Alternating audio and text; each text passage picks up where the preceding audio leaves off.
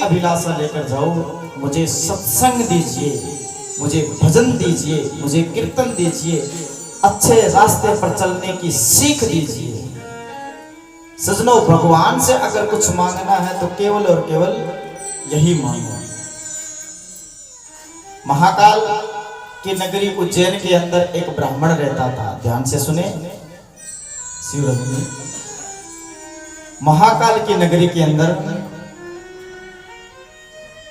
एक ब्राह्मण रहता था और वह ब्राह्मण पार्थिव शिवलिंग बनाकर, मिट्टी का शिवलिंग बनाकर उसकी पूजा करता था। सजनों, भोलेनाथ की तो इतनी कृपा है इस संसार के ऊपर, अगर भोलेनाथ की प्रतिमा भी ना हो तो कहते हैं मिट्टी से शिवलिंग बनाकर अगर उसकी भी पूजा कर ले तो कहते हैं शिव प्रसन्न हो जाते हैं। वह ब्राह्मण मिट्टी से शिवलिंग बनाता, पार्थिव शिवलिंग बनाता, उसकी पूजा करता, अर्चना करता। सजनों, उस ब्राह्मण के कर्म का प्रकाश था वो इतना फैल गया, इतना फैल गया कि चारों ओर लोग धर्म कर्म करने में ही लग गए। क्यों? आजकल देखा देखी बहुत ज्यादा चल रही है। अगर उसने मस्तक में तिलक किया तो मैं भी करूं, अगर वो पूजा पाठ करता है, अगर इतने समय तक करता है तो मैं भी करूं, अगर वो ऐसे कपड़े पहनता है तो मैं भी ऐसे कपड़े पहनूं, अगर वो ऐसी गाड़ियों में रहता है तो मैं भी ऐसी गाड़ियों में रहूंगा। सजनों, दिखावा करना है, अगर एक दूसरे की बराबरी ही करनी है, एक दूसरे से अगर समझौता ही करना है तो केवल और केवल धर्म का करो। अगर ज्यादा बढ़ाई में चले जाओगे तो धन के मारे कर्जे में डूब जाओगे और उबरने का कोई रास्ता नहीं होगा और इस संसार का जो झंझट है वो आपको घेर लेगा।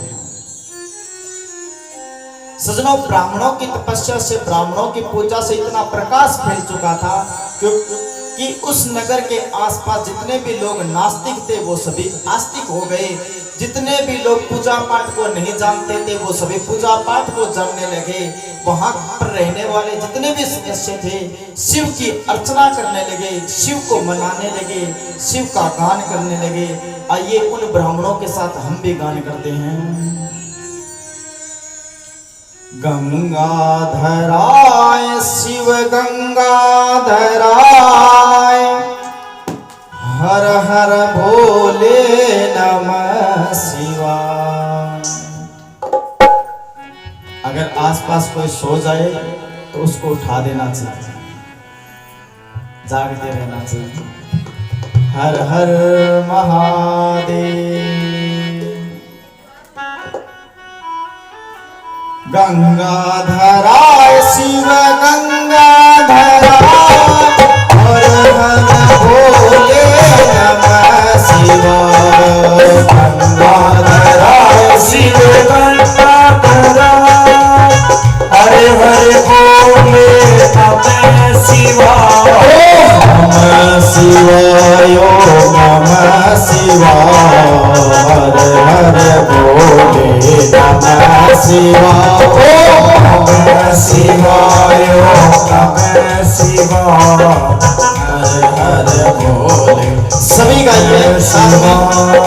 जटाधराय शिव जटाधराय, हर हर भोले नमः शिवाय।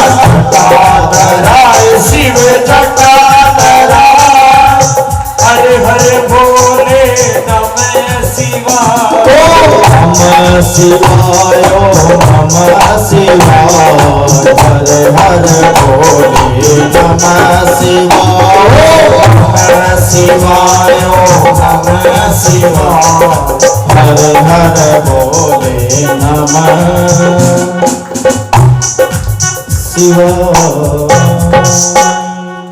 सजनों, ब्राह्मणों का ताप इस संसार में इतना फैल चुका था कि चारों ओर लोग धर्म ही धर्म करने लगे, सभी भगवान के पथ पर चलने लगे, सभी भगवान के कृपा के पात्र बनने लगे।